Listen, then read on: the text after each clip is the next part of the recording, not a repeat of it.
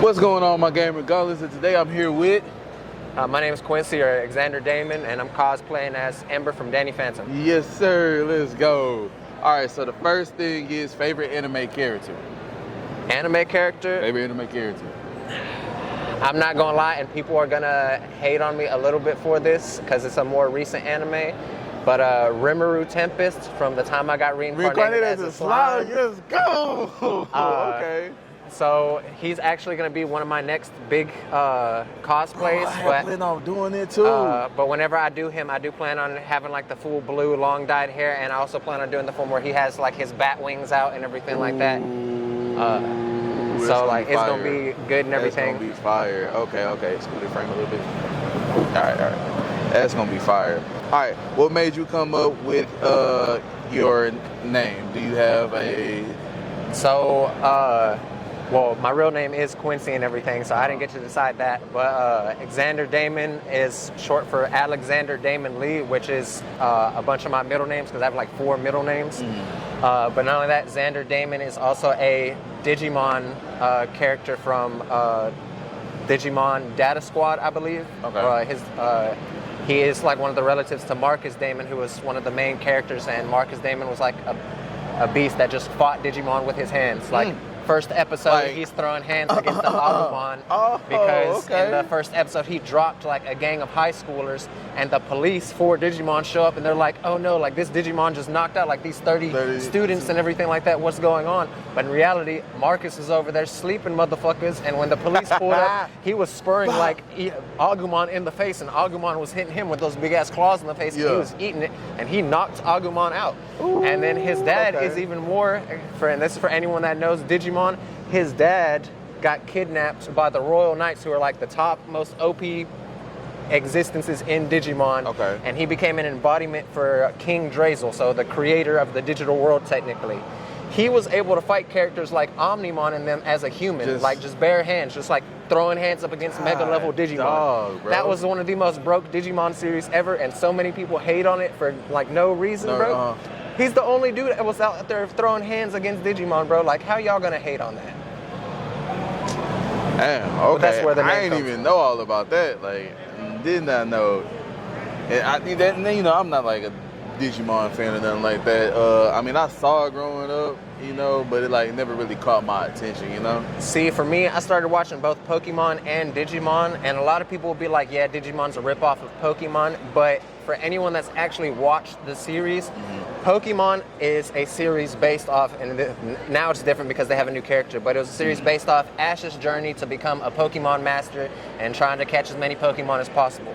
Digimon has always and forever will be about saving the world. Every single Digimon series ever always ends in like a cataclysmic event where like the whole planet / universe might be getting destroyed, and these kids and everything have to like save the day. Like most Digimon series, they end up with a scene in the human world, like the digital world is fusing with the human world, cities are getting destroyed, like there's terrorist attacks happening and everything, armies are having to show up to like use tanks to fight Digimon and everything like that. I never knew that, because like I said, I never like really got into it. And then even with Pokemon, like I watched it, but right when like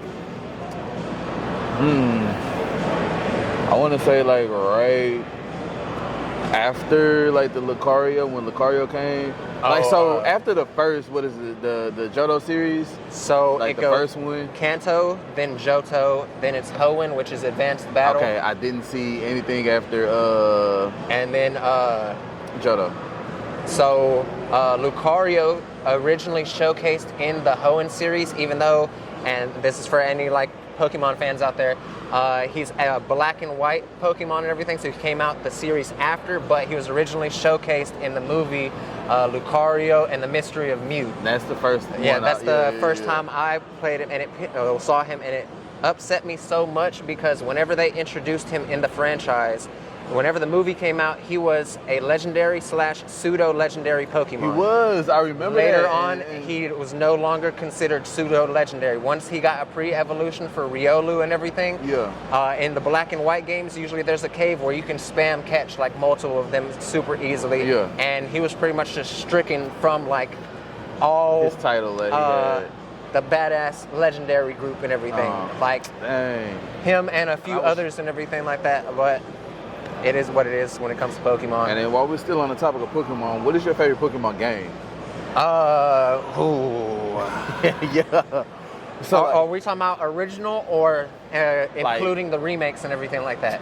Does Ruby and Alpha Ruby count as the same game, or are we using the most updated version? Or I would say it counts as the same because I don't think they really changed anything around. I mean, they might have added some like newer things here and there, but I mean. So I have a tie between two games, and it's, to be honest, it's only because of the legendary Pokemon in them.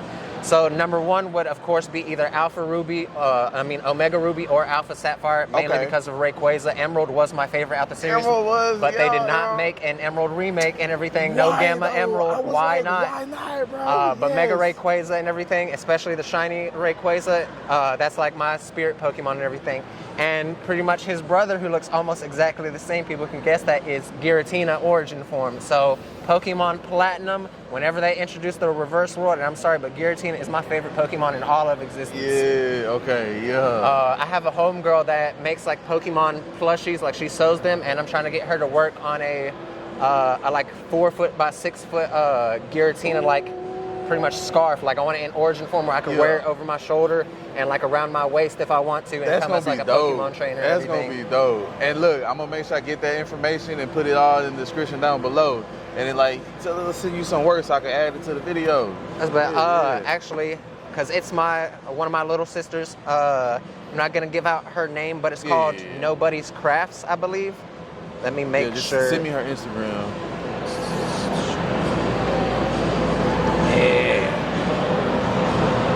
Yeah, Miss Nobody's Crafts. She also has an Etsy account. She's just recently getting started. The only thing she's really made so far is like hand-stitched Pokeballs and like Bulbasaurs and like other little like animals and stuff like that. Okay. But she's trying to take it bigger to where she can come to conventions and sell them and everything.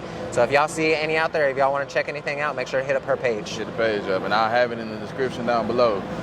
All right, my next question is favorite person you have cosplayed as?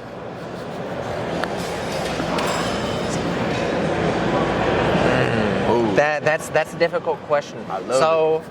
I've only been doing more professional cosplays, or more like ones that I've actually had to do a lot of work for here recently. Like this Ember one isn't obviously the best one, like hair color and everything like that, but I made sure to go all out with all the extra aesthetics, like bracelet, I have the belt on, the opera glove and everything, the choker. Yeah, okay. But one of my favorite cosplays has have to be my last professional one, which would be my Hawks cosplay. Anyone can see it in my Instagram, and I've taken pictures with a lot of other models and everything. But that's probably my favorite cosplay I've done, just because of the wings and just because of the character Hawks himself. Fucking same hairstyle and everything like that, easy to relate to. But not only that, I've had so much like positive feedback on my cosplay, and so many like photographers come to take photo shoots, do interviews or anything like that. If it wasn't for me doing that cosplay, like I probably wouldn't even be sitting here at this booth right now. So that's probably my #1 favorite cosplay. Okay. At least until the end of this year, when y'all start seeing my new favorite cosplays at Anime Frontier. So be excited for those. And I'm gonna be there too, so you already know we're gonna have to make sure we get a video, pictures, and everything. All right, my next one is favorite anime series. So people are gonna hate on this. I love it though. So #1, because I don't give a damn about other people's opinions. Dragon Ball Super is amazing. Dragon Ball Z is amazing. Y'all are awesome haters if y'all don't like it.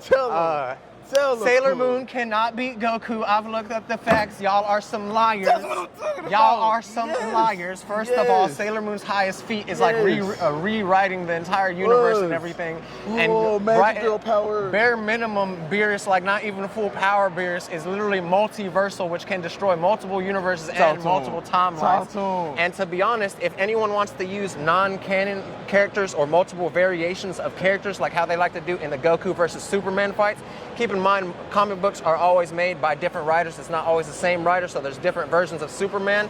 But what people like to do is what's called composite Superman. So they take every single feat that Superman has ever accomplished and they give it to that Superman. That Superman, of course, is super broke as fuck. Like, there's a fuckload of Superman out in the comics that have accomplished like near impossible feats compared to any other anime character. But in order to do that, and you want to do a fair comparison, you have to use who is called composite Goku. So for those of you who do not know, Composite Goku is a Goku that was created for Dragon Ball Heroes. So he is a Goku that has came to our real universe. Because Dragon Ball Heroes or Superheroes is a game and everything like that, which is played by humans in the real world where they go into VR and play in the Dragon Ball world. There's a main villain in there called Demigra, who is pretty much one of the first main evil villains. His bare minimum power scaling, he is 7th dimensional. So at the bare minimum, unless you are like omnipotent imps or magical beings like Mr. Mixelplex or anything like that, you stand no chance like whatsoever, because he could just snap you out of an existence. He could change you into a banana if he wanted to. He could change the whole entire universe in his image if he wanted to. There's so many feats that people do not recognize in Dragon Ball or anything. Like, people try to say Genjutsu and everything like that can work against Goku and them. No, they cannot, because if you have ever watched Master Roshi's training, they do mental training for illusions and Genjutsu, mind control, anything like that, and they have extreme high hacks and resistances. I'm willing to debate any character. Y'all don't understand how good it feels to be sitting next to somebody who's a super DBZ fan. Like, the only character in existence right now that is technically stronger than Goku, as far as I'm concerned, and keep in mind, I don't know all mangas and anime, so there might be a few out there, because some people were telling me that graphic novel, not anime Rimuru Tempest from Slime, but apparently graphic novel Rimuru Tempest could apparently fight Goku and everything, because he's universal. But universal beings cannot fight Goku if they are not multiversal plus, which means they could snap their hands at full power and destroy multiple universes. If they are not at that level or above, then nothing matters. It does not matter whatsoever, because Goku has that level of durability and resistance. That's why you see them take attacks and get like slammed into the planet, and it does nothing most of the time, unless it's against someone that has the same power level as them. Come on, man. If you look at the fight, and for those of you who have seen the Broly movie and everything like that, if you haven't, spoiler. Yeah, spoilers and everything. Freaking make sure y'all go watch it. First of all, one of the best Dragon Ball Super movies out there, if not the best. Super Broly, who only went Super Saiyan 1 during the movie, went from being Saiyan Saga level power, which was only able to destroy planets / moons, to getting a Zenkai boost where he was able to fight God level entities plus of being universal plus. He fought Golden Frieza and destroyed him for over an hour. This was not no fight. This was a complete beatdown and everything. Frieza even admitted that he had to go golden in order just to like tank the attacks, because if not, he would have probably been dead. Like Frieza would have got murked and everything like that. And for those of you who read the manga for Dragon Ball Super, number one downside to that, because none of that is canon, by the way.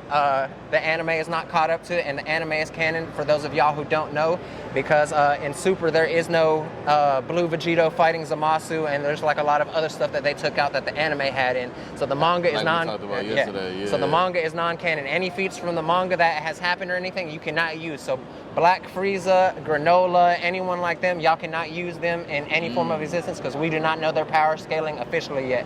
Because the superhero movie that just came out messes up the timeline completely, because it showed teenage Goten and Trunks and everything like that, and Gotenks, and people are trying to elude that Cell Max is as strong, if not stronger, than Ultra Instinct Goku. That's not canon. That's not canon.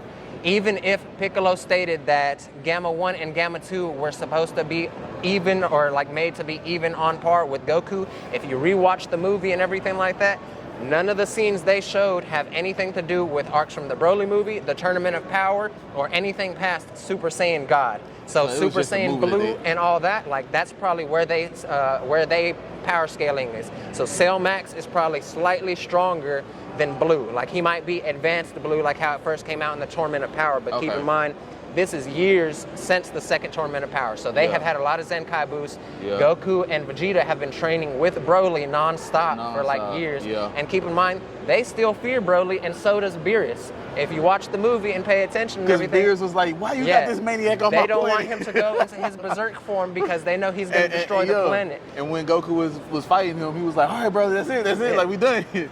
And not only that, but one thing to keep in mind, and this also brings to the power scaling of universal destruction and everything, And this is showcased in early Dragon Ball Super, and even in the first movie that came out, whichever one you want to watch, because they did retcon the movie and rewrite it completely in the anime. Whenever Goku and Beerus was fighting, Goku at Super Saiyan God 1, which we say Super Saiyan God 1 because that was the first Super Saiyan God before any Zenkai boost or before any fights, anything like that. Yeah. So that is the weakest version of Super Saiyan God in all of existence, point blank period. That Goku fighting that Beerus and them throwing punches against each other was literally destroying planets on the other side of the universe.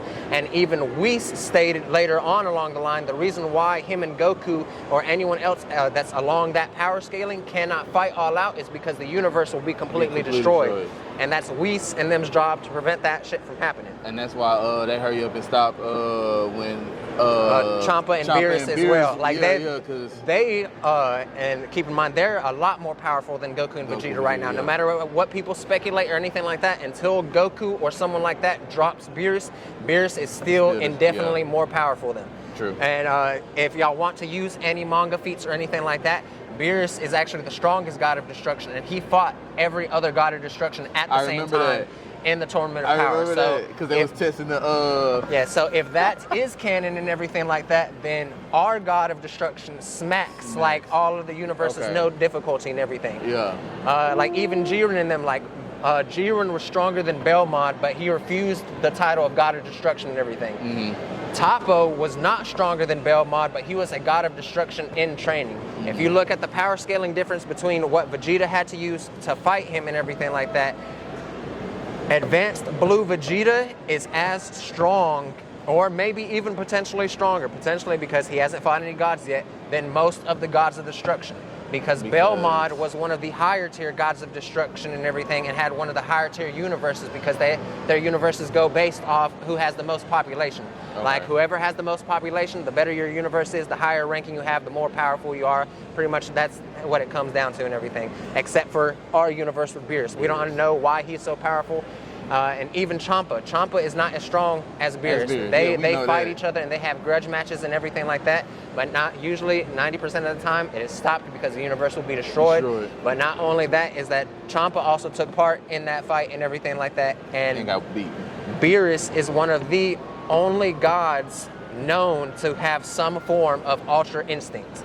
Like so, and this is something to keep in mind. Not all God of Destructions are classified to have Ultra Instincts. Only the angels are. Yeah. And this is one of the reasons why they speculate for white hair and everything like that. How Goku got his white hair whenever he learned Ultra Instinct is that they believe since it's a perfect fighting style, like it literally rewrites like your entire body because it's your body acting on its own and everything, and that's where the white hair comes, as well as the purple energy comes from God Ki, because the angels do not have what is considered God Ki and everything like that. They're technically a special existence because the gods come from a tree.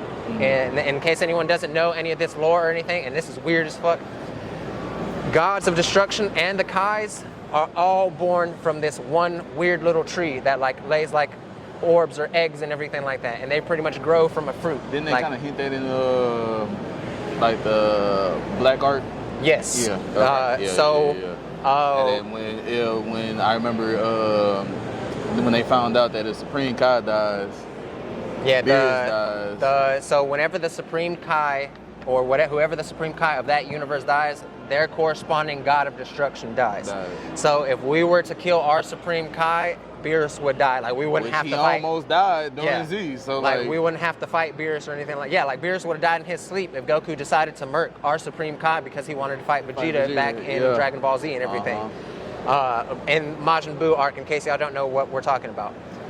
But yeah, that's probably one of my favorite animes. Like I love fighting animes. Other than that, Baki was one, but the newest couple of seasons of Baki were a disappointment. The arc with Pickle and the arc with Yujiro, horrible. How the hell do you lose a fight and you still win?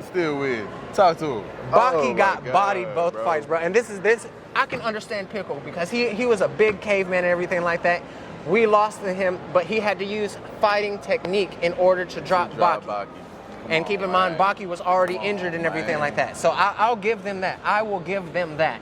But the fact of the matter is, Pickle didn't fight Yujiro, even though Yujiro at the beginning of the season with Pickle admitted that they were on the same terms of strength, just not fighting ability, because Yujiro even stated that he said Pickle made him use a technique, like he couldn't just outforce Pickle whenever they clashed fists together.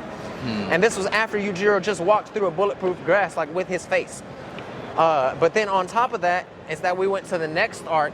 Pickle also comes back in the next arc and everything. He gets nearly one-shotted by Baki. And keep in mind, anyone that watched this fight previously, Pickle had like strong bone features, like a super skeleton and everything, like was taking no injuries whatsoever. Baki spurs him one time and knocks out like multiple teeth and like one of the big canines that everyone was trying to like rip out and everything like that during the previous fights. No difficulty. First of all, where the hell did you get all that strength and Zenkai boost from? Because we are not in Dragon Ball. And then number two is that whenever Baki was fighting Yujiro, don't get me wrong, I'm not going to downplay any of Baki's feats. Whenever Yujiro started using dress, which in case y'all do not know what dress is, dress was a technique that Yajiro Hanma, I believe that's his name, so Yujiro's dad created, where he pretty much uses a human as a nunchuck and everything like that, and literally swings a human body. Okay. And by the way, in case y'all don't know anything about Yujiro's dad, he was the first person to defeat America. He, I think, took out like 1,000 soldiers and like 100 ships. Like they actually nuked the island he was on, like with a literal nuclear bomb. And he was still there somehow. I don't know how. I don't know if he's dead or anything. Apparently, according to the Daijinsu guide, he is not dead because Dappo, Orochi, and him end up like meeting, and Dappo ends up breaking his jaw because apparently he throws fights for money now or whatever, and Dappo was disappointed or something. He was like, why would you throw fights for money? Why would you let this person hit you? And his response was, well, it's not like it's gonna hurt me and everything. Like, I'll take hits from anyone because it's never gonna affect me. And he let Dappo kick him in the jaw and break his jaw. But that's only from what I've read in the Daizenshu, because it's apparently from a chapter or something called like Baki Gaiden. I don't know if it's like a little bit into the future or not. But they did not explain that in the anime because he showed up as like a see-through ghost person and everything that only Yujiro and Baki could see, but yet everyone else knew who he was. Didn't know he was there or couldn't see him, but yet other people were like, what? Baki can see him now and everything? What do you mean? Do you have to have a certain amount of spiritual pressure to see like this ghost motherfucker? Or did he have a technique where he was like invisible and everything? Because if y'all remember, one of the first villains from Baki was that soldier dude, the one that used to hide in the arena with the sand. And he literally threw sand up in the air and could make himself invisible. Like, just magically and everything. So I assume it's the same thing, probably just a better technique, but that was not explained on whatsoever. Then on top of that, he told Baki that he could beat Yujiro whenever he wanted to, if he really wanted to. Why the hell did Baki... Hold up, first let me go over something else. First of all, we all know they have superpowers. This is not normal humans fighting each other, bro. Like, Baki and them have superpowers. This is not a debate and everything, no matter what y'all say. First of all, Yujiro Hanma had X-ray vision where he could look at people and see what injuries were in their body, even with their organs and everything like that. That's a superpower. Baki had the ability to create imaginary constructs, like as if he could create stands. And they were actually like able to deal damage. If you remember, he created one of Pickle and he created one of Pickle and Yujiro, and they punched him, like the imaginary construct punched him, and Baki got sent flying into a concrete wall and dented into the wall. How does that happen? I remember that. Superpowers. But besides that, Yujiro fought Baki. Baki ended up deaf, could not see, had multiple organ failures and everything, had multiple parts of his brain like chunked up and missing. Almost every bone in his body broken. Even Yujiro was like, yeah, bro, like you can't even see or hear what I'm saying right now and everything.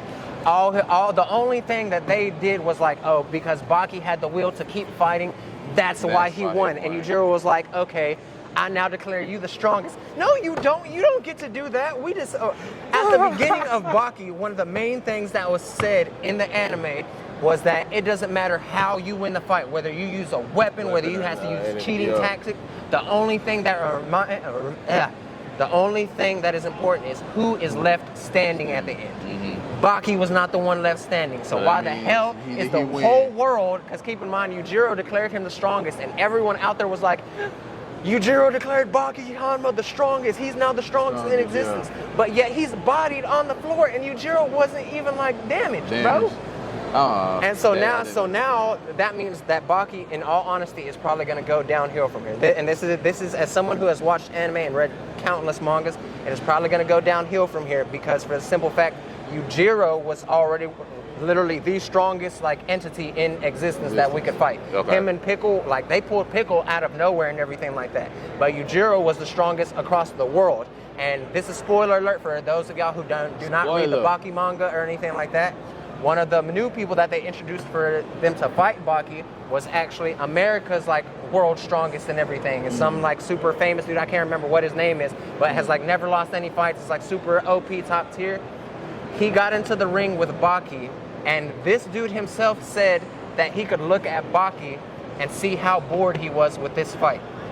Not only that, but y'all remember how Baki can do those like animal constructs and everything, like where he makes poses and it makes himself look like an animal. Yeah. So in this fight and everything, before this dude even fought Baki, whenever he first walked out into the ring, he sees Baki and he's like, but the guy from America who is said to be a pretty much North America's strongest fighter, like undisputed strongest fighter and everything, even in like the underground network and everything like that, gets demolished. And even after the fight, he was like, that kid Baki was so bored fighting me, like he wasn't even interested. He didn't have to go all out. He didn't even have to fight hard.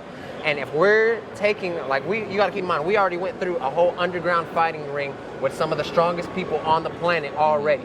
Yujiro was literally the strongest man in the world.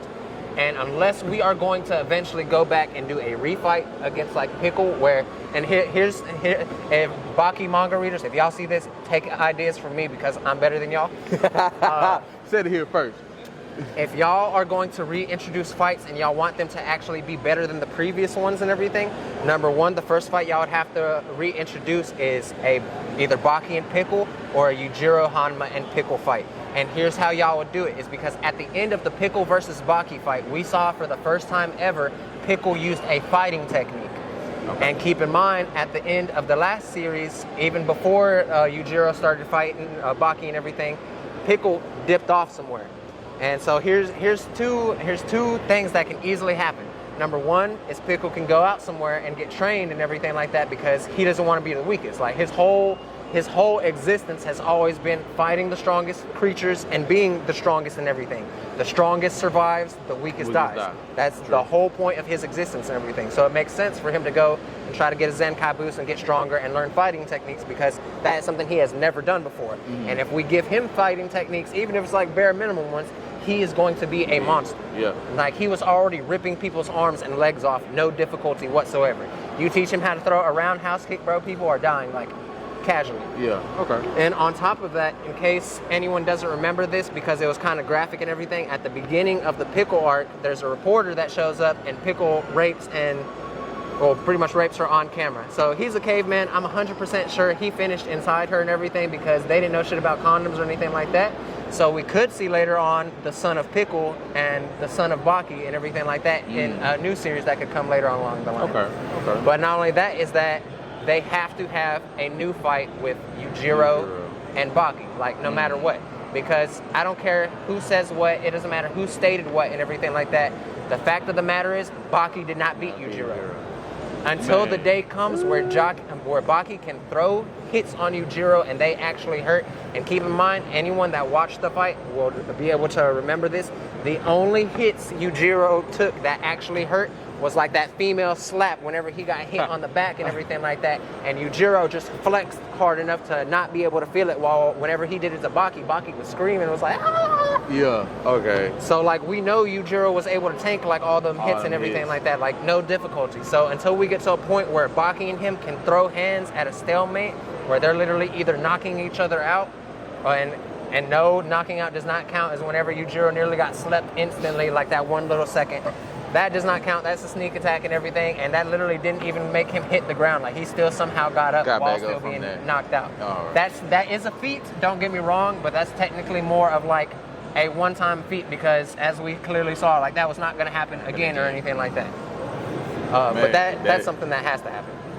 My boy here, educating all y'all. All right, so the next question I got on here is your favorite Japanese food. I have to be careful not to be like super racist here because I don't want to say the wrong food and people be like, that's not Japanese, that's Korean or that's Chinese or anything like that. It might be Japanese barbecue. Okay. There's actually a I forget what it's called. Oh, there's a Japanese barbecue place that I like to go downtown to and everything like that occasionally. There's also a what is it called? My bad, y'all. I'm trying to remember names of places I haven't gone to in so long because it's expensive. But they have all you can eat, like buffet, pretty much. And it's like where you cook it right in front of you. Yeah. Yeah. Okay. So, well, not only that, but like a lot of Japanese food, and people are gonna hate me on this, is that some things like I can't really eat because I'm not really a big like vegetable, healthy, like fruit person and everything. Which you wouldn't be able to tell looking at me because I'm not fucking super fat anymore or anything like that. I'm finally like under 200, but like my diet is like 90% all protein. Like whenever I go home tonight, like I'm probably gonna cook me like 2 pounds of steak and just eat that with ranch and like some bread and everything like that. And like that's my like good, like I'm good to go and everything like that. Okay. Or people underestimate how much food I eat and everything. And as someone that used to be, and this is for y'all in the chat, I used to be around 400 pounds at my highest. So I still have the stomach of a 400-pound man. Whenever I go to Whataburger, I usually eat 3 meals like by myself, like usually to go. I'll take it right to my crib, sit in front of my TV, start watching some anime, or recently I started rewatching Futurama to try to get caught up in that since they have a new season. Well, talking about weight loss, I'm on my weight loss journey right now. Some of y'all already know. I went from 324 to 270 right now. Yeah, that's already good work. Yeah. So one thing, and this doesn't have anything to do with anime, but anyone trying to get weight loss and everything like that, well, first of all, there's some stuff that you can smoke and everything. I don't think I'm allowed to say on the channel and everything like that. But there's a substance like that is legal in a lot of the United States that you can use, and it boosts your metabolism. And if you don't do that and you're still looking to try to boost your metabolism, hot green tea. So one of the drinks that my family has made almost my entire existence, and this hot is green tea. From like country people and Native Americans, we call it swamp water. So it is boiling hot green tea, lemon juice, honey, and like a little bit of sugar to get it like as sweet as you want and everything. Yeah. And by the way, if you mix it with Crown Apple, it is extremely delicious. Good, it's one of the only hot alcoholic drinks that I would drink like regularly. Okay. But green tea will boost your metabolism. So does honey as well. And if you were to go like probably like a month drinking at least a cup of it every day, either that or if people drink a lot of people drink water with vinegar. Do not drink a lot of vinegar and everything like that. Like, do not poison yourself. But a glass of water with like a capful or 2 capfuls of vinegar also helps boost your metabolism, and it'll also help clean out your insides and everything. So if you have to like, if you have really bad pee and it's like brown and everything, drink water and vinegar. And whatever is causing you the problem down there and everything, after like a few cups, you'll be good to go. All right. Man, love it. On this channel, we giving y'all all type of things. That and a lot of people say don't do cardio. Do cardio. So one thing that they fail to mention is that, and this goes with any type of exercising, the more you do the same exercise, the less effective it is. What I always recommend to people is starting off slow with cardio, and then no matter what, you want to keep increasing over time. Whether it's like it takes you a month or whether it takes you a week, because that is what is gonna make like the differential pretty much in like your calorie counting and like actually getting rid of excess calories or like burning fat and everything like that. Keep in mind, anything you eat after you do cardio, like if you eat within like the next 2 hours after you do cardio, most of the food you eat is gonna go right back into whatever weight you lost. So do not eat big meals after you do any type of cardio and everything like that, because the first thing that's gonna get burnt out is your storage fat. So that's going to be the fat that pretty much, if you started starving to death, that's the first thing that gets gone and everything, not your actual like belly fat or arm fat or anything like that. But if you start doing cardio, sauna, stuff like that, stuff that's going to make you sweat a lot, and do either slow increases, or if you can handle it, do massive increases. So one thing I like to do, if I go to the gym and I'm on the treadmill, I'll walk about half a mile, then I do a full sprint for as long as I can. Like I turn it up to, I think the speed is like 7 or something. How long you? Typically about 2.5 miles. So as of right, I used to be able to go a full 10 and everything before I got fat. But now I'm on about like 2.5, close to 3 at a full sprint and everything. And then once I start feeling like, yeah, like I'm out of breath, I need to calm down, I do not stop the treadmill. You just turn it back down to a walking speed. But you want to keep it at a fast-paced walking speed, not like, oh, where I'm strutting and everything like that. Like, no, you want to keep your body building up that resistance and everything. Yeah. Not only that, your legs. So one of the main things, and this is going to be the main part that's like burning calories, is that the movement and stretching of your leg muscles, that is where all the excess energy is like going. It's not just from you sweating and everything like that. So if you do a lot of cardio, the main thing you're going to lose first is either your storage fat and then your legs. If you're trying to work out specific body parts, there's of course different exercises for anything. But if you are a generally, like you just want to lose weight or you want to try to get a 6-pack and get slim or anything like that, building metabolism, managing like your calories and everything like that, which keep in mind, it's not necessarily your calories that play a fact, it's actually what you eat. So sugars are kind of bad for you and everything like that. People will tell you not to eat like a lot of meat or not to eat like a lot of fats or anything like that. That's actually false completely. Okay. They actually have multiple studies that show, like even before we started doing like the food pyramid, when we added like sweets and like simple sugars and everything like that, where we have like man-made syrups and everything, that's what started causing like a massive amounts of obesity. So sugar is a no-go and everything, unless you're using like natural ones like honey and everything. Keep in mind, I'm not saying stay away from sweets, because I love sweets. Like cake and everything like that, that's my best friend. Yeah. But if you're trying to slim down and everything, boosting your metabolism is the number one, because it'll help you lose weight without having to exercise. Okay. Yeah. So, and if you can get a high metabolism, which means like you can eat food and not really gain weight anymore, you won't have to worry about that ever again unless you lose that metabolism, which it is a lot easier to raise your metabolism than it is to lose it. Okay. Because the only real way to lose your metabolism, and this is for any of y'all skinny people out there that are trying to gain weight, is extreme amounts of like greasy, artery clogging food. Like when I tell you, like if it was me and I was trying to gain weight, my go-to would be to go to a place like Burger King or something like that and give me like a Bacon King. So it's 2 pieces of big meat, bacon on ketchup, mayo, no like veggies or anything like that, a side of chicken fries and a side of regular fries. And if you feel like, yeah, your chest is getting tight while eating that, that's how you know it's doing the job it's supposed to. Just don't die. Just don't die doing it. All right. Do not attempt this at home, kids. Don't do it at home. All right. Next question I have is favorite anime scene. All right, so look, while you think, I'm gonna tell mine, okay?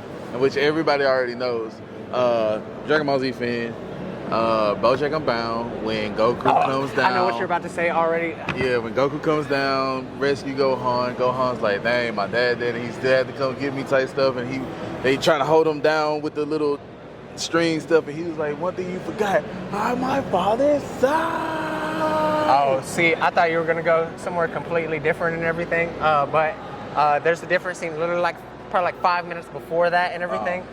In that movie. By the way, this movie is non-canon, so none of these feats are usable. Even though Kami said that Goku was able to do this before and everything, he's just not legally allowed according to the rules of the living and everything. But it's something that they can do, especially Goku, because of instant transmission. So Goku, while dead, so he still had his halo, instant transmission out of heaven to punch Bojack. Yeah, punch Bojack in the face, and then instant transmission back instantly, and then had like pretty much all the gods and everyone like that mad at him, being like, "You're not allowed to do that." Like, and he was like, "Man, I had to save my son." Like, yeah, like first of all, we know how many people go to hell. Y'all aren't trying to stop a Goku. Freaking what's his name? King Yemma already complains about having a massive line like 24/7. What happens if the planet blows up and everything? Stop complaining. But I'm trying to think of something. Oh, I know, and it's probably not my favorite, because I can't really. There's a bunch of them in my head, but one of the Well, actually, I'm gonna do two real quick. Talk to me. So one is gonna be from the Dragon Ball Broly movie and everything like that.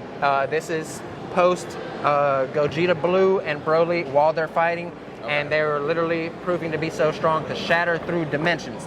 That was freaking epic. And here is a little fact. Well, maybe not a fact and everything. Don't take my word for this.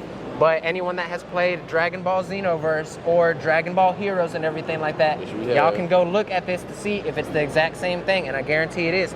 If you look at the space between dimensions whenever they were breaking, it is the same silhouette place that was showed that Demigra exists in the world outside of time. So that dimensional space exists outside of all like life, time, space, everything. And that's they even had the like floating crystals. Too. They even had the floating crystals that had like Demigra like looks through to see like what's going on in the world and everything like that. Too. Keep in mind he was sealed up in there by the Supreme Kai of Time. That's someone else from Dragon Ball Heroes and also Dragon Ball Xenoverse. She was introduced as a DLC, I think for DLC like Pack 4 or something like that. But so technically she is non-canon, but in the composite Goku universe and everything like that, she is canon. Okay. But this makes us believe, because here's another thing, is that Trunks, and this is something else people can, so Trunks that we saw in... the Black Art or? Don't want to say it's in the Goku Black Art, but we've seen Trunks wear his Time Patroller outfit. Like the black like leather jacket and everything. That out. We've wait. It might have been in Superheroes because is Team Trunks wearing it? Team Trunks in Superhero has a puff jacket on, if I'm not mistaken.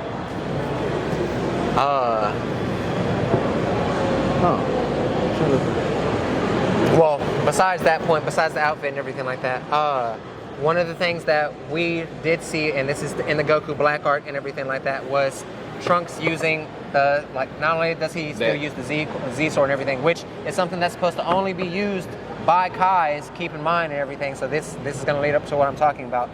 But also the technique he used of using God Ki and everything like that is not what's considered Super Saiyan Blue. It's considered actually using God Ki, like as if he was a Kai or an Angel or anything like that.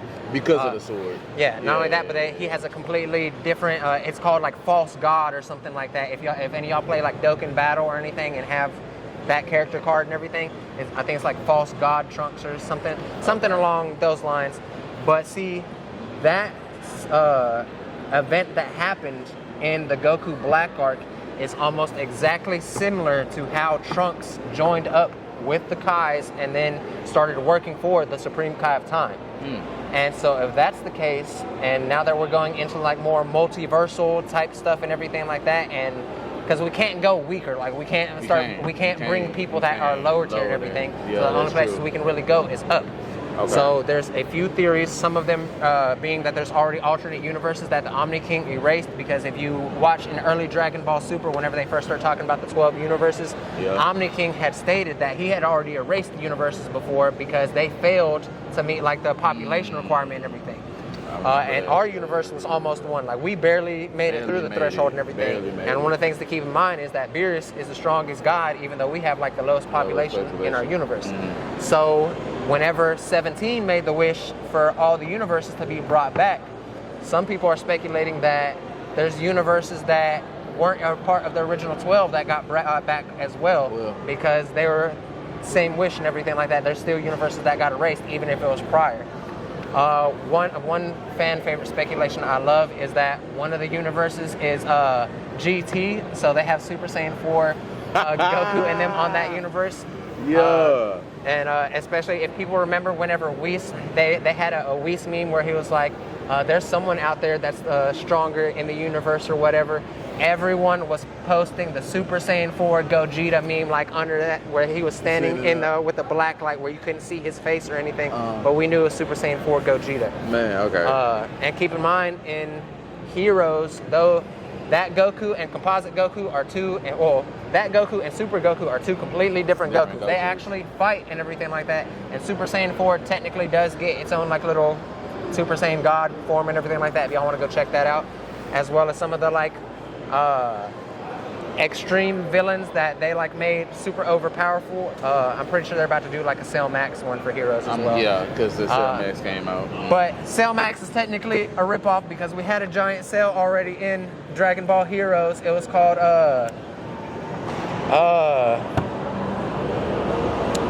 what was it called? I forget exactly, but it's Perfect Cell, where he is fused with one of the Dark Star Dragon Balls, which are the red Dragon Balls with the black stars in them. They're Dragon Ball Heroes exclusive Dragon Ball. If y'all don't know what it is and everything like that, only from that universe. Just go watch it. But they're like super overpowered and everything, and a lot of villains got one like put in their chest to give them more power. And if anyone knows who the Masked Saiyan is, keep in mind this is spoilers. The Masked Saiyan is Bardock and everything like that. So that's Goku's dad, but he was brought from the past. Whenever Frieza destroyed him using Supernova, he was actually taken from that existence by Toa. So Toa is one of the Demon Lord army people and everything like that. Pretty much one of the lower people that works underneath the That's the Boris sister. Right? Toa, because in Xenoverse they introduced her as the Boris sister. Then maybe. I'm not 100% sure on their family ties and everything, because they don't look alike and everything. Like no, they don't at all. But I remember in the game that they were saying that was the Boris sister. But go ahead and finish. That's something I'll talk about later. Which she's OP. She took him and gave him this mask, which that's why he's called the Masked Saiyan. And the mask pretty much gave him a Zenkai boost, where not only was Bardock now able to go Super Saiyan 1, but he was also able to go up to Super Saiyan 3. And on top of that, his Super Saiyan 3 was as strong as like Super Saiyan God level people and everything. Like he was a beast. But they brought someone even more OP and powerful, which was stupid. So they went, and everyone remembers old school Broly, not as cool as new school Broly. It doesn't have a cool like story or anything like that, but anger management issues. They brought him and gave him a masked form and gave him a Dark Star Dragon Ball. And guess what they gave him on top of that? Broly Super Saiyan 4. Epic as and all when I outdoors. tell you, oh my gosh. So Super Saiyan 4 Gotenks got dropped. Keep in mind that was another one. Super Saiyan 4 Gohan got dropped. That's another one that wasn't introduced. Super Saiyan 4 Goku and Vegeta got dropped. And this was all at the same time. He fought all four of these people and was just... And got dropped. Boom. Swinging them. Laying them out. Yeah. Oh, my bad. What were you about to say about Toa and Demigra? That's something I'm going to bring up later. I'm going to finish these last two questions. I'm going to talk to you off camera. Oh, and the other scene, by the way, because we did go off topic, the other scene that I do love completely is from the time I got reincarnated as a slime. Whenever... spoiler alert and everything, this happens in season 2 where a lot of people in the village die. I'm not going to say who. Oh my God. But when I tell you I have never been so upset at an anime and wanted so many people to die in an anime and everything like that, I was all for one. I was like, all Rimuru becoming evil. I was like, yes, you deserve to be evil. Bruh. Those humans deserve to die. I don't care if there's 100,000 of them, 1,000,000. Murder all of them. Yes, bro. Yes. Y'all murked off baby girl and everything like that. About. She got brought back to life. Spoilers. Spoilers. And I'm not gonna lie. Y'all are lucky y'all brought her back to life, because if not, I was not. The whole fan base was like hot, bro, heated. Like when, so me and my best friend, we watched that, and so we actually got that leaked to us, and we like, when she dies, like, here we go watching it, and we didn't know that she was coming back, you know. So I'm not gonna lie, those, like, I think it's like pretty much 3 to 4 episodes between those points are some of my favorite episodes in the slime series. He was on straight slaughter game. Yeah, because as soon as he saw everyone was dead, Demon Aura came out. Everyone was like, even the humans that was with us was like, yeah, Rimuru, like, chill out, bro. Like, you becoming evil and everything like that. He chills out. Then we start making plans to go murk all the motherfuckers. High five. Yep. They get what they deserve and everything. We see people get bodied, like 100,000 people instantly, within some seconds. Instantly. Most amazing scream. I was literally in my room screaming like, yes, yes, Rimuru, murk them. I'm so glad everyone died. No one deserved to like survive that. There was only like 2 people that survived, and I still hope they get killed later on in the series and everything. Yeah. I don't care if they're being used as slaves or anything like that. They need to die. Oh man. Well, let me finish these last 2. All right. So the other one I have is what got you into cosplaying?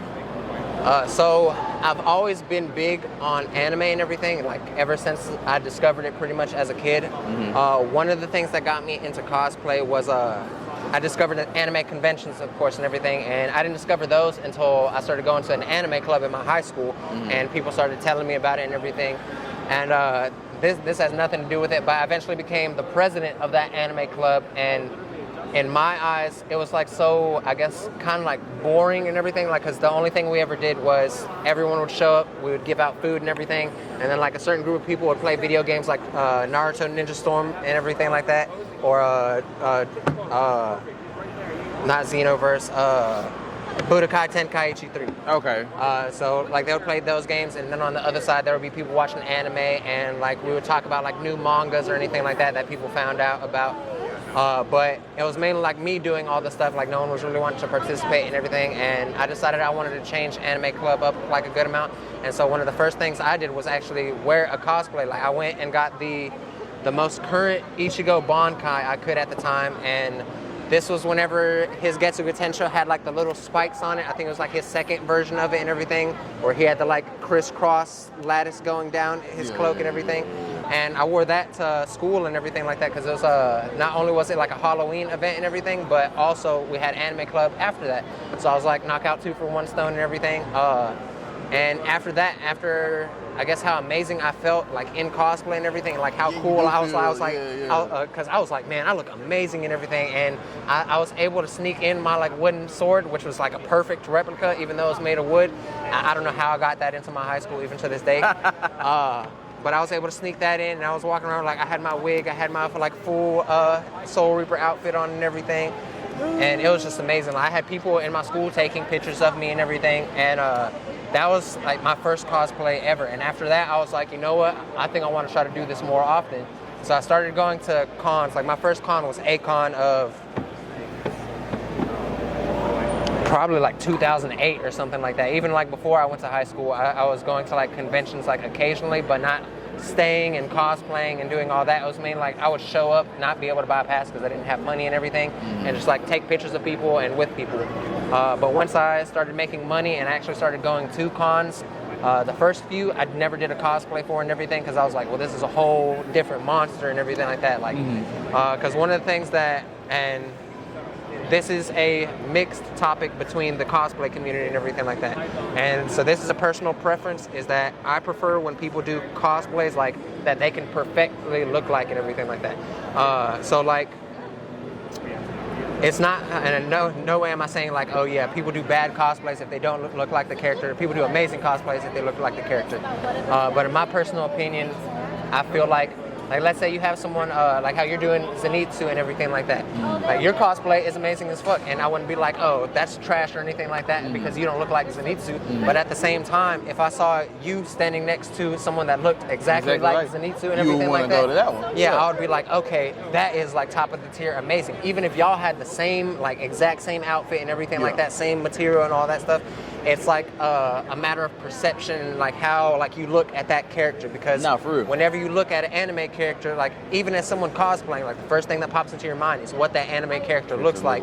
And if they're missing anything, like usually that's something that peeps off in your head, like, oh, they did this cosplay, but they're missing this and everything like that, or they did this version, but oh, they don't have the sword. Like how yesterday in the cosplay contest, we had a Cloud Strife come up, but he forgot to bring his sword. And so they had him pose like pretending he had the sword and everything.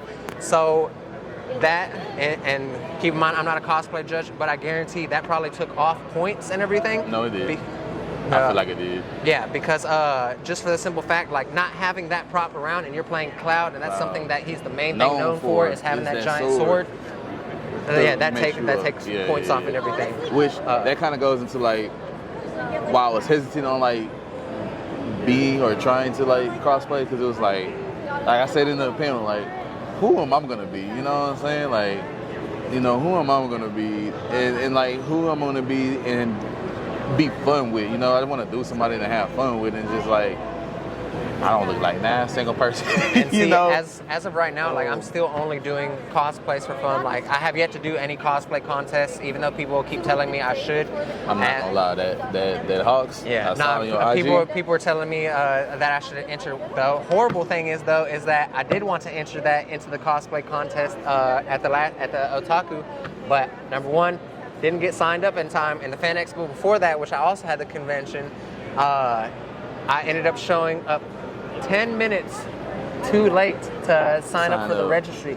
And here's the worst part, is that another Hawks entered the competition in a way, and no disrespect towards them, in a way like lesser cosplay than what I had and everything like that. Like this, and keep in mind, this is what people telling me. I don't downplay other people's costumes. But everyone was like, yeah, like I should have entered. And the worst part about it is that Hawks came in second place. Oh, wow. And so people were telling me if I would have entered that, I would have probably like took top, or I would have came in first or at least second and everything. And that was one of the biggest disappointments I've had, where I was like, I have to really start being like more punctual on like my timing and everything like that. And oh my God, that's an awesome Denny fan. Oh, that's dope. But at Anime Frontier, or maybe even A-Fest, the Fan Expo or Fan Festival, whatever it's called now, that's coming up next month on October 20th through the 22nd. I will be trying to enter the cosplay contest with my Hawks cosplay.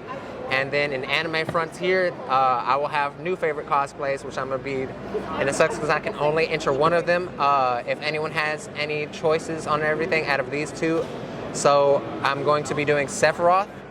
And keep in mind, I will be having the big one black angel wing and everything, because I'm not about to do Sephiroth without the wing or the sword. Shishomaru, so Inuyasha's brother, and or Tengen from Demon Slayer. So my which That's three good ones at that too. Which I can only pick one for the cosplay contest, because keep in mind, and this is for anyone entering or wanting to enter cosplay contest, you cannot enter in more than one cosplay, even if they are completely different. And if you enter in the same cosplay into multiple contests, most judges usually want like at least some differential in the cosplay. So like you have to have changed like something up or added something onto it or anything like that. It's like, let's say I was doing my Amber cosplay and I went and let's say I came in third place.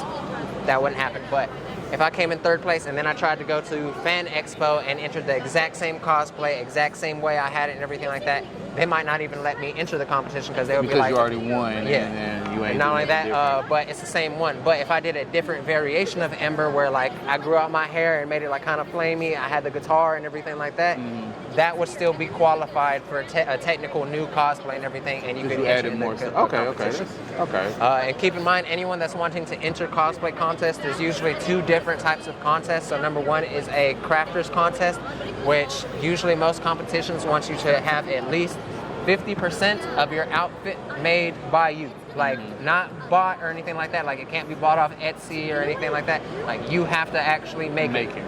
Other than that, there's the regular cosplay contest, which you can buy as much stuff as you want and everything. But it also depends on what convention you're going to, because certain cons, they might not have that type of cosplay contest, or like they might have specific rules. Like I know certain cons, once you rank up enough, like your cosplay has to be 80% homemade or more. Like so, like me, like this would not work because none of this is handmade, like whatsoever. So for any of y'all that are interested trying to get into cosplay and everything, make sure to keep that in mind, or always ask judges beforehand. So any convention that has a cosplay contest, they always have a rule sheet that you can get like days before the event. And some conventions actually require you to register days in advance before the convention, before to even apply. All right, so let's get to the last question. Character you hate the most in anime? Character you hate the most in anime? I'm not gonna lie, I feel like I've seen an interview like this before and everything, and I'm probably gonna say almost the exact same thing.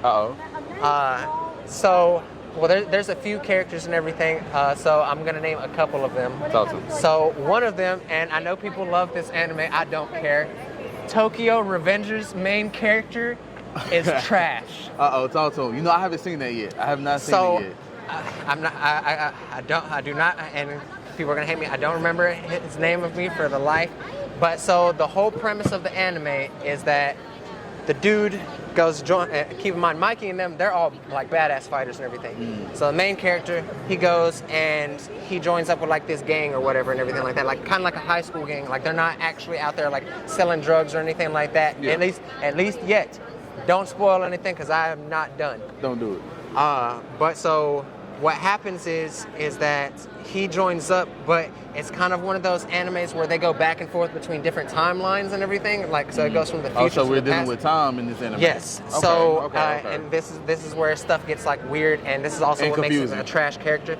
So we see him as an adult and everything. Mm-hmm. The whole premise of this is him trying to save the girl he loves and everything like that, because the girl he loves gets killed by that gang that he's in. Because something happens in the prior timeline and everything where the main leader of it, named Mikey, like pretty much becomes either evil or like the gang maybe gets taken control of by some other motherfuckers, and they start doing like all the illegal like bullshit, fucking super hardcore like drug gang actual activities, not just fighting random people and everything. And his girl gets murdered by his former best friend.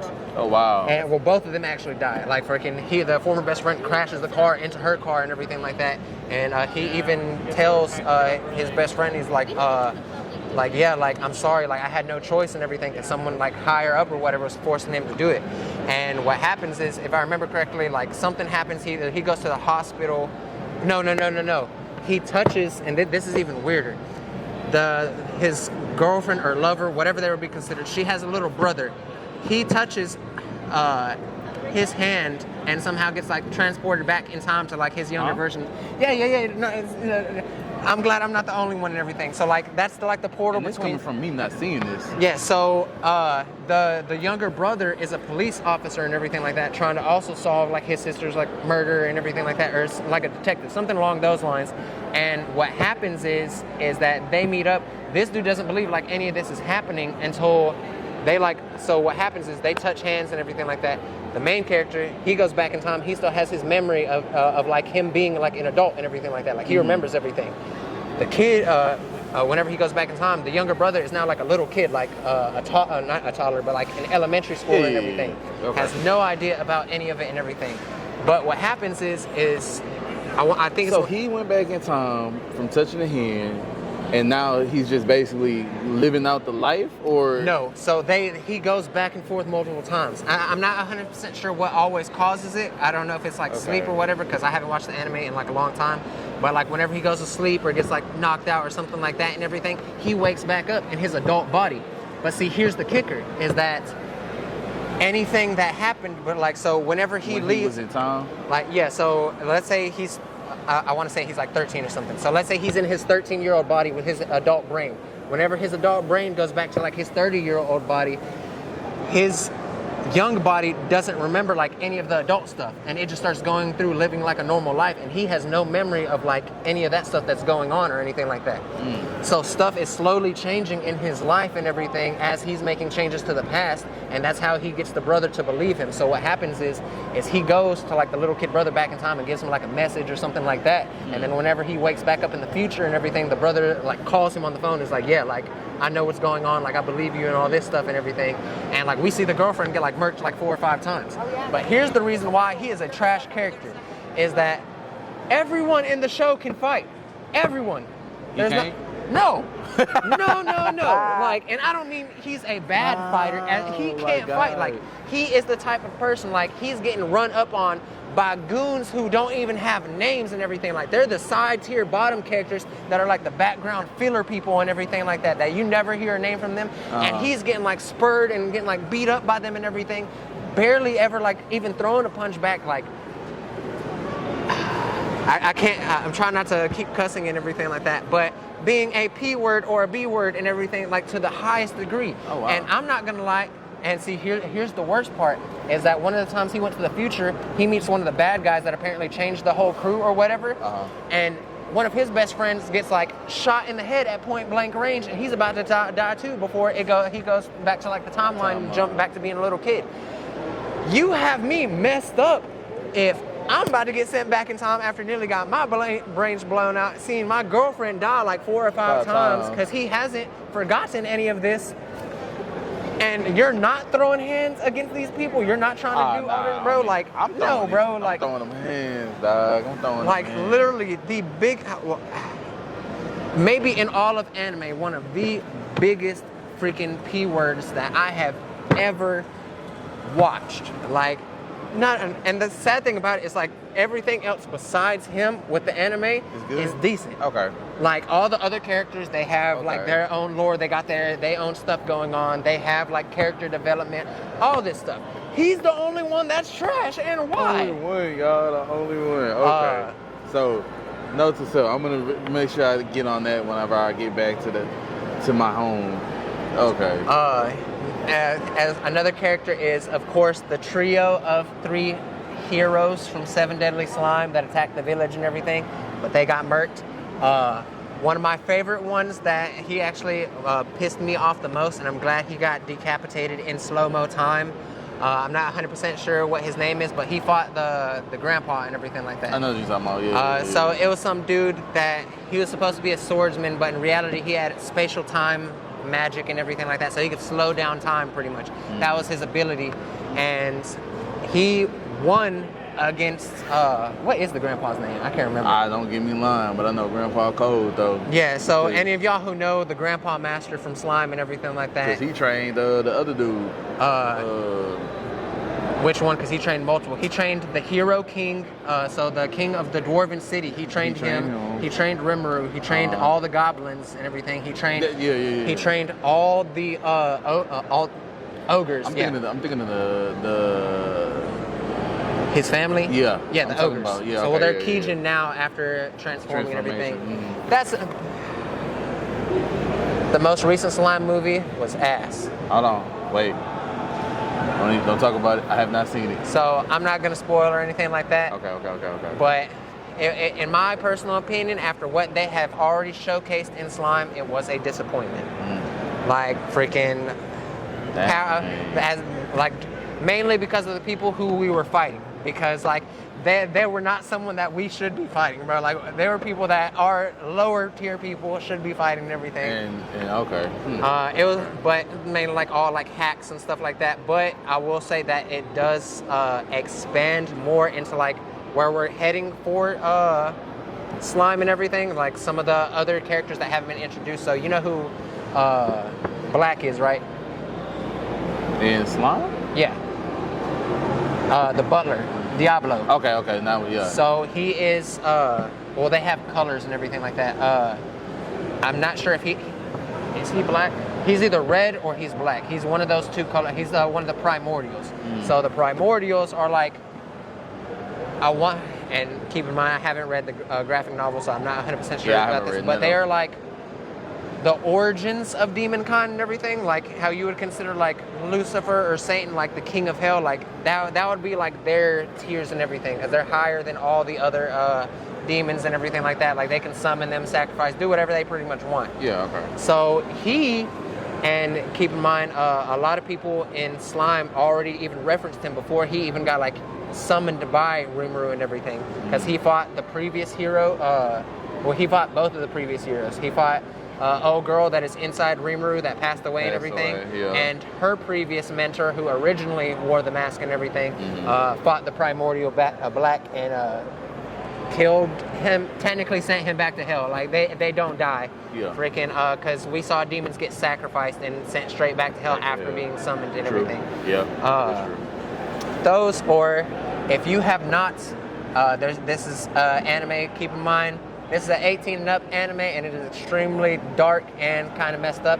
It is called the Recovery Hero, not the Shield Hero, kind of like that. I do like Shield Hero and everything, or the Hero of Recovery. It's something along those lines. Never heard of it. So, have you seen Shield Hero? Yeah, of course. So imagine Shield Hero, but way more messed up, like by a lot.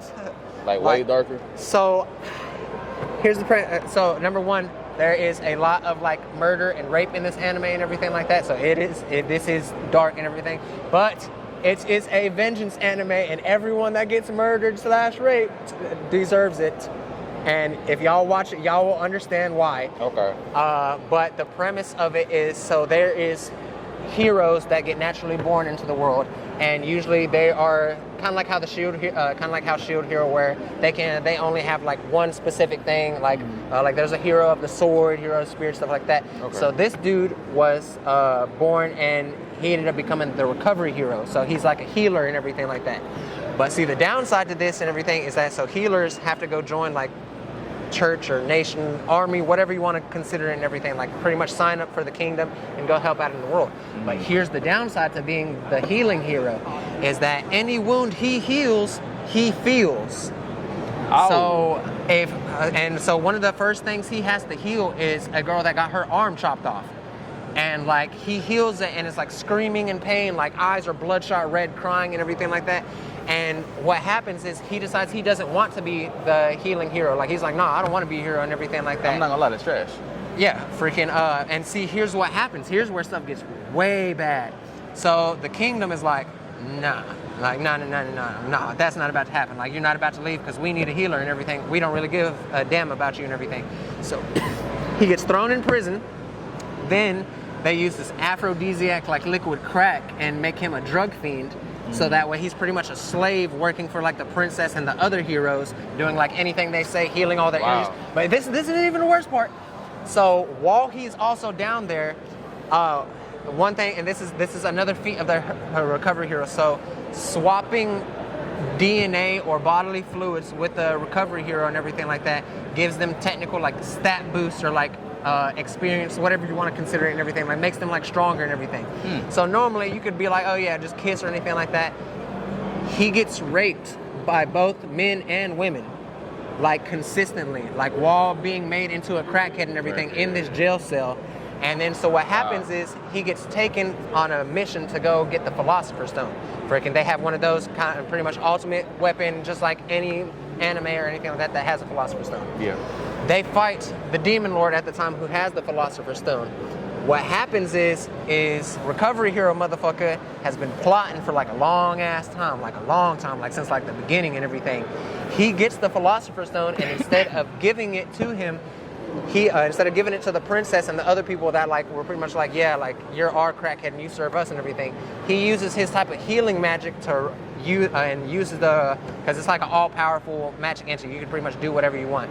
He uses it to rewrite time to whenever he first became a hero. And so what happens is he goes through all the same stuff, like the exact same stuff over on purpose. But this time, whenever they start making him a drug addict and everything like that, he already builds up a resistance to it and makes himself be immune, but he pretends to be an addict and a crackhead and lets them do all this stuff to him. I'm liking it. Also, what happens is there's this captain of the guard commander dude who is like one of the people that raped him and everything, and he's like super strong as fuck. What happens is he goes in there to like talk trash and I guess like rape him again and everything. Recovery hero is ready. He's like, yeah, like now's the time to action. And this is hard to explain. He makes himself look like the other dude. Like he pretty much swaps bodies. So like he can use his magic and he grabs the dude's face and makes him look like the recovery hero and makes himself look like the captain of the guards and everything like that. And then like starts walking out and everything and talking trash to the recovery hero who's not the recovery hero anymore and stuff. And like the guards don't believe the recovery hero who's trying to be like, nah, I'm the captain and everything like that. And so they start beating the crap out of the captain and everything while he's in the jail cell. And so what he does now is, since he looks like the captain, he heads up to the princess's quarters. So keep in mind, the princess is one of the like biggest like rapists. Like she's the one that put everything in charge. Like everything that happened to them, she was the conspirator behind all of it. Like I have to make it quick better for the time. And so what happens is that he goes into there, he reveals his true face and everything like that, and he gives her a choice. Either, and he pulls a fireplace poker out of the fire and everything, and he tells her, you can either take my rod or you can take this rod. After like forcibly stripping her down and everything. And also after breaking some of her fingers and everything like that. Because this is something that they used to do to him, where they were like, yeah, you gotta keep quiet while we're doing this. And they used to grab him by the hand and just wham, like snap a finger back. And anytime he like screamed or yelled, they would do more. And so that's what he started doing to her, and he made her like sit in silence with like tears welling up, trying to ignore the screams of like getting broken fingers. And then after he smashes, what happens is he makes, because you know how I just said he changed like the looks between him and old dude and everything like that. Well, he's back how he normally looks, kind of. He made himself look older and like cooler and everything. But what happens is he changes the way the princess looks to look like a kind of different lady and everything, same hair color, but they have slightly different similarities. But what makes things horrible is he goes into her brain and it's like rewrites all of her memories to where she's now in love with him and like his like love slave pretty much. And they go on an adventure like getting revenge and like murking all these. And anime is actually called Redo of Healer, not Recovery Hero. My bad. But oh yeah, we almost. It's starting to work? Nah, the camera just died. So had to swap out batteries.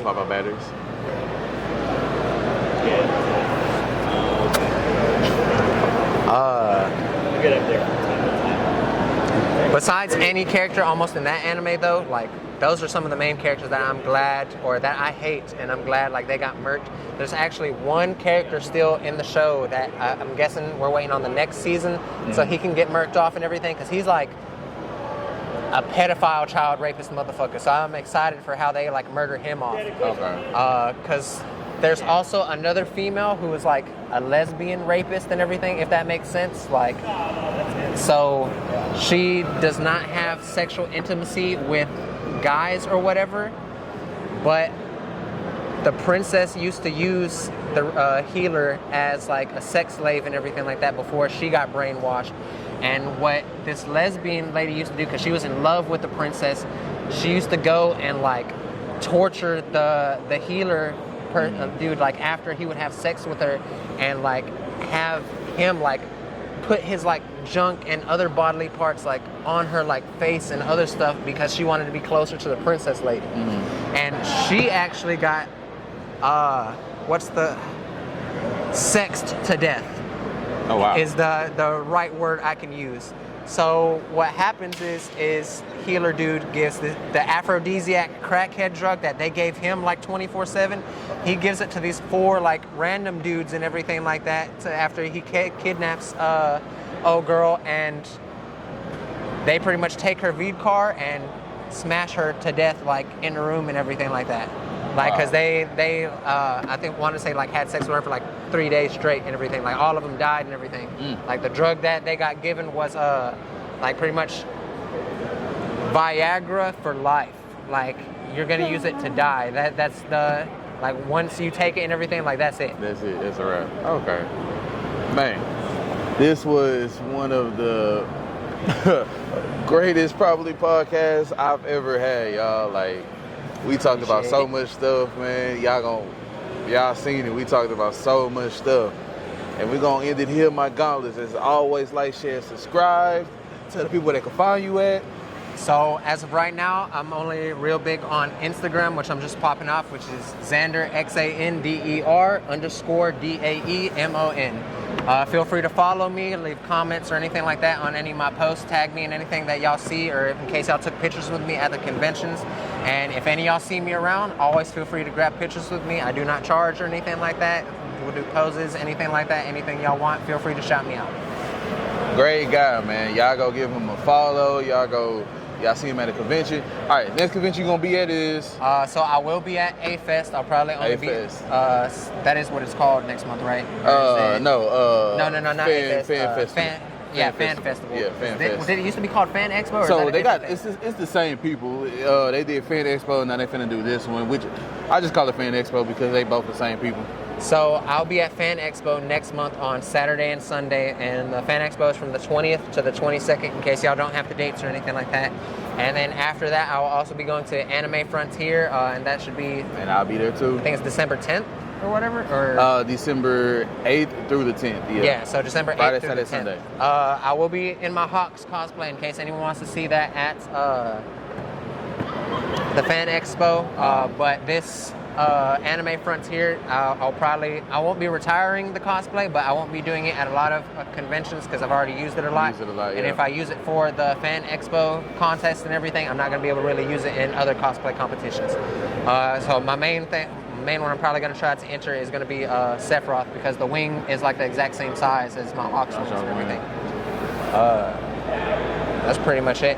Coming next year, I have no idea what conventions I'm gonna be at. A lot of the times I do stuff last minute, or I get either invited by other collaborators or just get told about it, and I'm bad at like planning in advance and everything. But something I'm working on, so And you already knew about this one? Like, how did you? No, so y'all will see her because you're doing an interview with Cuddle and Kiss. Next, They already know who she is. Oh. Yeah, I've done work with her multiple times. And for y'all who already know who she is, and for those who are new coming in and everything like that, Cuddle and Kiss is a content creator and everything. I met her at the Otaku Tattoo convention at the last convention that I was at, and we became friends. And that's one of the only reasons why I'm doing Amber from Danny Phantom, because she's doing Danny Phantom today. But no, that's where I met her, and she will actually be. Dang, I actually forgot where I was going with this. My bad. We were talking about what conventions and everything. Yeah. Oh no, you asked me. I asked you like, how did you find out about it? So she told me about it like 2 weeks ago and everything. Actually, well, have you done do they know who Cynical is? No, I have not done one with Cynical. So there's also another content creator named Cynical Baby. That's some weird spelling and everything like that. Yeah, but y'all links have to take a in guess. the description. If y'all tag me and everything like that, I can make sure that y'all get on her page and everything like that. But she also told me about this Y2Con at the Tattoo Festival. I met her as well last convention. That's pretty much where I met like all the content creators that I've been hanging out with, which is crazy. And my best advice for those of y'all who are too scared to get into cosplay because you're not sure, you don't know how good you're gonna look, I went from being alone on a Friday night, having like no one to hang out with and stuff, like just doing cosplay just for fun and everything, to literally hanging out with models and like celebrities within 24 hours, and I would have never expected that to like ever happen. So you never know what's gonna happen at any of these conventions. You never know what kind of people you're gonna meet. Usually everyone is nice and amazing, and as long as you put in the work and you feel like you did a good job on your cosplay, that's all that matters really at the end of the day. You put in that work, you feel great about yourself, as long as you happy, that's really all that matters. I don't care what nobody else say. And to be honest, the cosplay never matters. It doesn't really matter what character you're trying to do. It doesn't matter like what convention you're really going to. Now, a lot of people might be sticklers, like how we're at Y2Con, so a lot of people be like, oh, you should only be doing early 2000s characters. 2000s. Yeah, I've seen Dekus and freaking people from People My My Hero Hero. and like Jujutsu Kaisen up Demon here. Slayer. And Jujutsu Kaisen, the stuff that recently got animated, was not in the early 2000s. Whatsoever. It don't matter. You just be yourself. That's really all it is. Just be yourself. Whatever makes you happy, you do it, you know?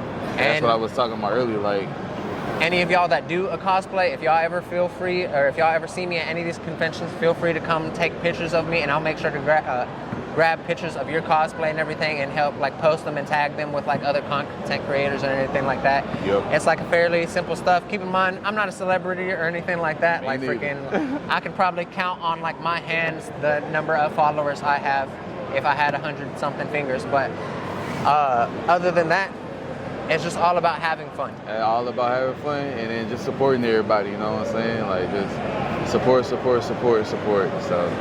plus, you never know how good your cosplay is actually going to be. Yeah. Like, for those of you who, in case y'all go on my Instagram and actually see, I did Shaggy yesterday. Run-of-the-mill Shaggy cosplay, you can get it from Spirit Halloween or anything like that on Amazon, $20-$40. I had people stopping me to take photo shoots, for like non-stop, like all day yesterday. yeah. And keep in mind, that's someone almost any person can do. Like, they have the Shaggy wig there for like an additional $20 in case y'all need to buy the wig or anything. My hair is naturally blonde. It doesn't usually look green, so I didn't have to do that. But people are gonna love simple stuff. You don't always have to go all out. All out, you know. Of course, there's people that have these giant, ridiculous, fantastic cosplays.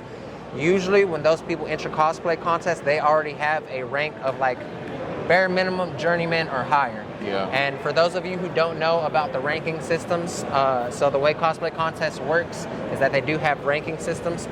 So the first one is novice/beginner. So if you've never entered into a cosplay contest, period, no matter how good your cosplay is, like even if it's like the best cosplay anyone's ever seen, you would still fall under the novice category, and that's the contest you would still be entered into. If you've won at least, I think if you come in at least the top 3, you get classified as journeyman, and then I believe if you come in like top of show or it's either like top of show or like first place or something like that. Y'all have to ask like other judges this to be more specific. That's when you would go to masters, and masters is like where people usually have to make like 80 to 90% of their cosplay from scratch and everything like that. Like they're strict on the rules and everything, and that's where the judges are so detail oriented. Like a lot of people have been using a what's it called, 3D printing for a lot of cosplay props and everything. I do recommend it, but keep in mind the higher you go up in cosplay contests, the more like tyrannical they are about it. So if you have lines and everything that people can see, even if they're kind of faded and everything, like that'll get you points deducted off, like easily. Like a lot of that stuff with 3D printing and everything will get you points deducted off, even though it's actually helpful in the cosplay community. There's just as of right now, since it's a newer thing, there's a mixed feelings on it compared with like judges and cosplay contests and everything like that. But yeah, man, that's pretty much it. This has been the most information that we ever gave in a interview/podcast ever. And as always, my gauntlets, like, share, subscribe. Go give them a follow. And we need to leave before Cuddle get mad at us. Peace. Y'all have a good one now, and I'll see y'all at Anime Frontier. Anime Frontier. All right. Hey there, everybody. This is Uncle Ruckus. Just reminding you to like, share, and subscribe to the GamerGauntlet channel, even though it's run by this Negro.